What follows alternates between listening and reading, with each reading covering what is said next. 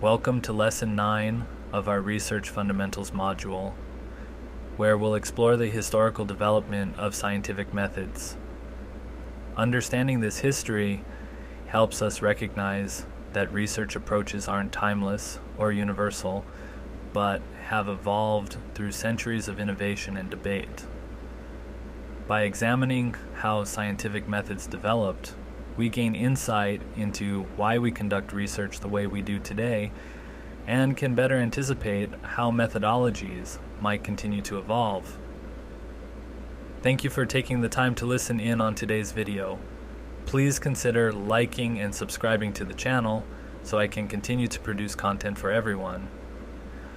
Also, please consider visiting my website at subthesis.com, where you can find whole courses or other products. Our learning objectives for today are threefold.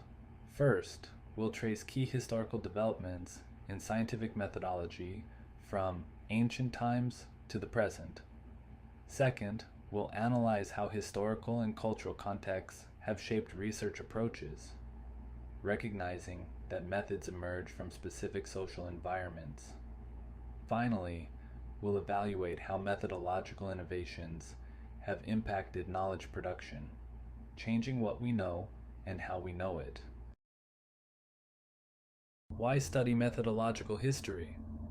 There are very important reasons. First, methods evolve with context and culture. What we consider rigorous today reflects contemporary values and technologies, just as past methods reflected their times. Second, understanding the roots of current methods gives deeper insight into why we approach research as we do, revealing the historical origins of practices we might take for granted. Third, historical perspective fosters reflection and helps us anticipate innovation, making us more thoughtful about our methodological choices rather than merely following established recipes. Long before modern science, human societies worldwide developed sophisticated approaches to systematic inquiry. Ancient Egypt, Babylon, China, and India all created methodical approaches to understanding natural phenomena. Egyptian and Babylonian scholars made remarkable astronomical observations and mathematical advances. Chinese traditions emphasized careful observation and classification, particularly in medicine and natural philosophy. Indian logicians developed complex systems for evaluating knowledge claims. Indigenous knowledge systems worldwide integrated close environmental observation with practical problem solving. These diverse traditions remind us that systematic knowledge seeking has deep roots across cultures. Ancient Greek thinkers made foundational contributions to scientific methodology through two contrasting approaches. Plato advocated rationalism, the view that knowledge comes primarily through reason rather than senses. He distrusted sensory experience as providing only imperfect shadows of reality. Aristotle, while valuing reason, emphasized systematic observation of the natural world, conducting extensive studies of plants, animals, and natural phenomena. Other important figures included Euclid, whose axiomatic geometry established a model for deductive reasoning; Ptolemy, who demonstrated mathematical modeling of natural phenomena; and Archimedes, who combined mathematical reasoning with practical experimentation. This tension between rationalism and empiricism continues to influence scientific methodology today. The medieval period saw a significant methodological development, particularly within Islamic civilization and European scholasticism. The Islamic Golden Age, 8th to 14th centuries, featured remarkable advances in empirical investigation. Scholars like Ibn al-Haytham pioneered experimental methods in optics, systematically testing hypotheses through controlled observations. Al-Biruni developed sophisticated measurement techniques for astronomy and geography. Islamic scholars refined observational instruments and emphasized empirical verification over reliance on authority. In medieval Europe, scholasticism attempted to reconcile Aristotelian philosophy with Christian theology. Figures like Robert Grosseteste and Roger Bacon argued for the importance of both inductive and deductive reasoning. The medieval university system institutionalized the systematic study of natural philosophy. The Renaissance marked a critical transition in scientific methodology, characterized by renewed observation, recovery of ancient texts, and questioning of established authorities. Andreas Vesalius revolutionized anatomy through direct dissection, prioritizing observation over traditional teachings. Nicolaus Copernicus challenged the geocentric model with a heliocentric system based on mathematical models and astronomical observations. Tycho Brahe exemplified the Renaissance emphasis on precise observation, creating detailed records of planetary motions. The period saw a growing focus on mathematical modeling of natural phenomena and increasing willingness to question authority when observations contradicted traditional views. Advances in instrumentation, including early telescopes and precise timekeeping devices, extended observational capabilities beyond unaided human senses. The scientific revolution transformed knowledge-seeking through different key methodological innovations. Francis Bacon articulated a systematic inductive method emphasizing empirical observation before formulating general principles. He criticized over-reliance on Aristotelian reasoning and advocated for knowledge's practical utility. René Descartes took a different approach, emphasizing deductive reasoning from clear first principles and systematic doubt. Galileo exemplified the new approach through experiments with falling bodies and pendulums, demonstrating how controlled investigation could reveal natural laws. His use of the telescope extended observational capabilities. Isaac Newton synthesized these developments in his Principia, combining mathematical reasoning with careful observation and experiment. The period established a new relationship between theory, observation, and experiment, with researchers designing controlled conditions to test specific hypotheses. The 17th and 18th centuries saw science transform from individual pursuits into a collective enterprise through institutionalization. Scientific societies like the Royal Society of London and French Academy of Sciences created forums for sharing findings and collectively validating knowledge. These institutions developed formal peer review processes and emphasized replication as a key methodological principle. Scientific publication became increasingly formalized through journals like Philosophical Transactions, establishing conventions for reporting research methods transparently. Professional communities developed specialized terminology and standards particular to their fields. Systems for establishing priority and allocating credit emerged, creating incentives for both innovation and sharing results.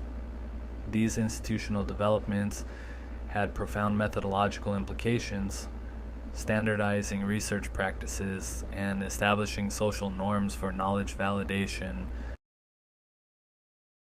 The 19th century brought significant methodological innovations as science specialized and professionalized.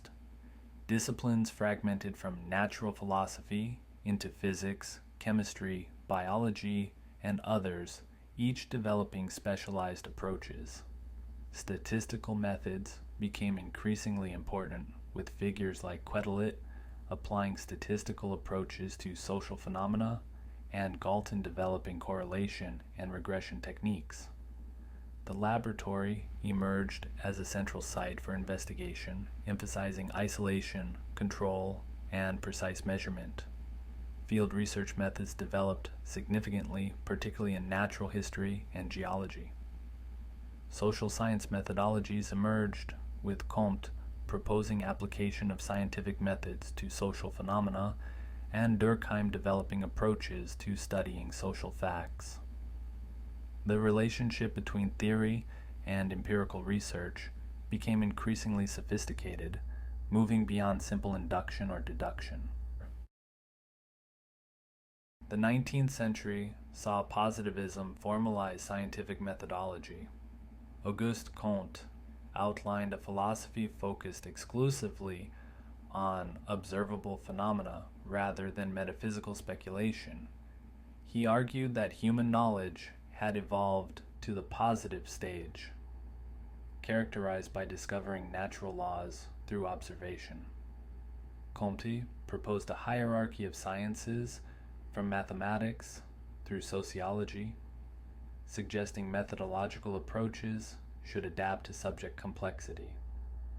John Stuart Mill articulated methods for inductive reasoning, including his methods of agreement, difference, residues, and concomitant variations. He emphasized verification as the cornerstone of scientific knowledge. Positivism influenced standardization of methodology across disciplines, encouraging focus on empirical evidence rather than speculation. Its application to social sciences raised important questions about methodological appropriateness across different domains. Logical positivism, centered around the Vienna Circle in the 1920s to 30s, attempted to formalize scientific methodology through logic and empirical verification. Figures like Schlick, Carnap, and Neurath developed a rigorous understanding of scientific knowledge. Their verification principle held that statements are meaningful only if empirically verifiable or analytical. This led to rejecting metaphysical claims as meaningless rather than false. Logical positivists emphasized operationalization, defining theoretical concepts through measurement procedures. The Unity of Science movement sought to develop unified scientific language applicable across all sciences. Reichenbach distinguished between the context of discovery and context of justification, acknowledging that while hypothesis development might involve creativity, validation must follow rigorous procedures. Logical positivism influenced scientific methodology by encouraging precise operational definitions and strict empirical verification. The mid-20th century saw significant challenges to positivist conceptions of scientific methodology. Karl Popper rejected verification, arguing that scientific theories can never be conclusively verified, only falsified. According to Popper, scientific theories must make predictions that could potentially be proven false through observation or experiment. He characterized scientific progress as occurring through conjectures and refutations, bold hypotheses subjected to rigorous testing. Thomas Kuhn presented an even more radical challenge in The Structure of Scientific Revolutions. Based on historical analysis, Kuhn argued that science progresses not through steady accumulation of knowledge, but through alternating phases of normal science and revolutionary science. Most scientific work occurs within established paradigms, sets of theories, methods, and examples that define legitimate questions and approaches. When anomalies accumulate that current paradigms can't explain, scientific revolutions may replace old paradigms with new ones. Late 20th century post-positivist approaches emphasize the theory-laden nature of observation, methodological pluralism, and social dimensions of knowledge production. Philosophers like Hansen argued that observation is inherently theory-laden. What we observe is influenced by our theoretical frameworks and conceptual categories. This challenged the positivist ideal of theory-neutral observation. Kuhn's work had introduced the idea that scientific communities, rather than abstract rules, validate knowledge. This sociological perspective was further developed by scholars examining how social factors influence both the application of methods and content of knowledge. Feyerabend argued for methodological pluralism, the view that science has historically progressed through diverse methods, rather than adherence to a single method. Feminist critiques by scholars like Harding identified gender biases in scientific methodology, challenging the ideal of detached objectivity and recognizing situated knowledge. Recent decades have seen remarkable methodological innovations across research traditions. In qualitative research, grounded theory provided a systematic approach to generating theoretical insights from data rather than testing pre-existing hypotheses. Ethnographic methods evolved to incorporate more reflexive approaches, acknowledging researcher positionality. Discourse analysis methods, drawing on linguistic and social theory, provided systematic approaches to analyzing how language constructs social reality.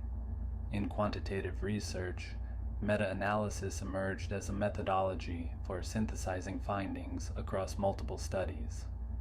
Simulation and modeling techniques became increasingly sophisticated as computing power advanced. Advanced statistical methods like structural equation modeling and hierarchical linear modeling allowed testing more complex theoretical models. Mixed methods research intentionally integrated qualitative and quantitative perspectives, combining their complementary strengths to address complex questions.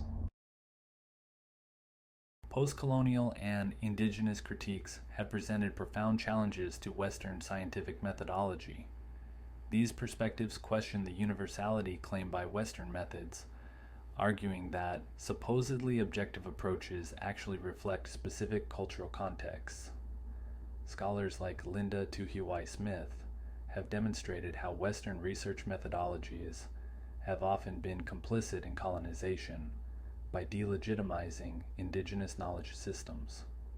In response, indigenous scholars have developed methodological approaches that center indigenous epistemologies and protocols.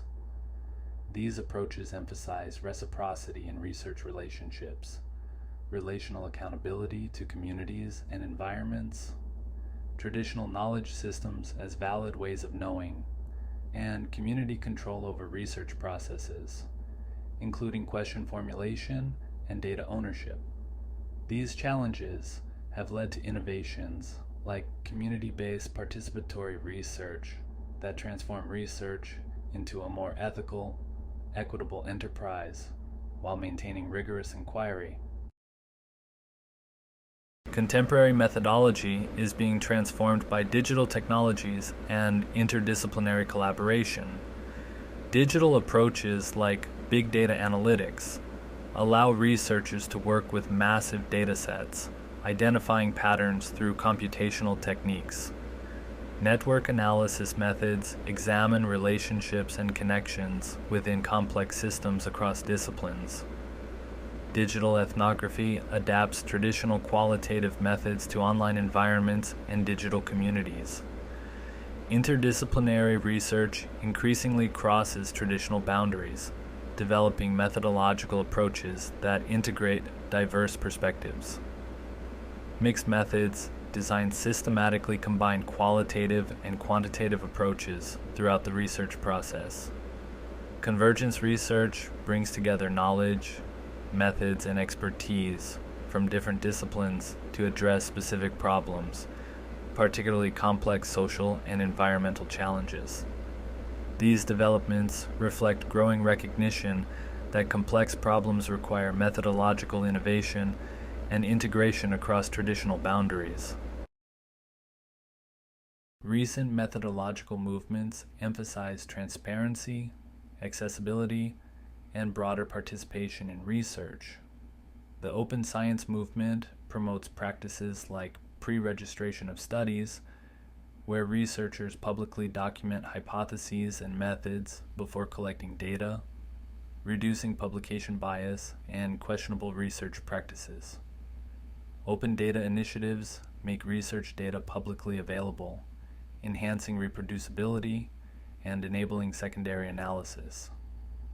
Citizen science projects engage non-professional participants in data collection and analysis, expanding research capacity while democratizing knowledge production. Community-based approaches involve stakeholders throughout the research process, from question formulation to dissemination. These developments reflect shifting values in research communities, emphasizing transparency, inclusion, and social responsibility alongside traditional concerns with methodological rigor. Reflecting on the historical development of scientific methods reveals different important insights.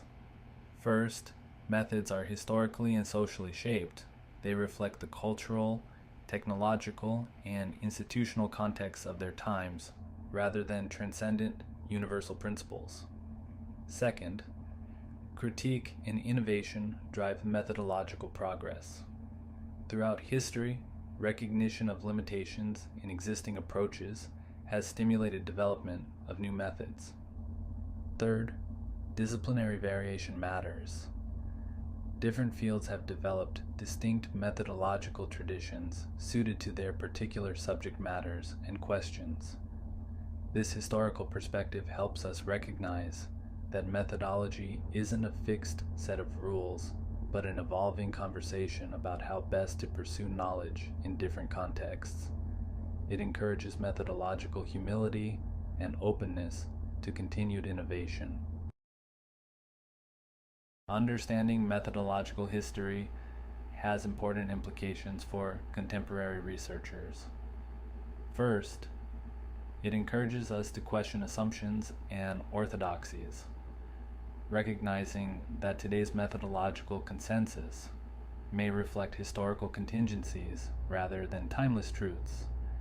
Second, appreciating methodological contingency helps us select approaches based on research questions and contexts rather than disciplinary habit or methodological prejudice. Third, knowing how methods have evolved helps us anticipate and embrace innovation, remaining open to new approaches that address limitations in current methods. This historical awareness transforms us from unreflective consumers of established techniques into thoughtful participants in the ongoing conversation about how best to pursue knowledge. As we conclude, consider these reflection questions. How has your field's methodological history shaped current research practices? Which methodological innovations throughout history stand out to you as particularly significant, and why? How might current critiques reshape research methods in the future? What historical insights challenge your own assumptions about appropriate research approaches? These questions help connect historical understanding to your own research practice, fostering the methodological reflexivity that characterizes sophisticated researchers. Thank you for your time, and I greatly appreciate you tuning in today. Please consider liking and subscribing to the channel so I can continue to produce content for everyone. Please consider visiting my website at subthesis.com to view different products, including whole courses,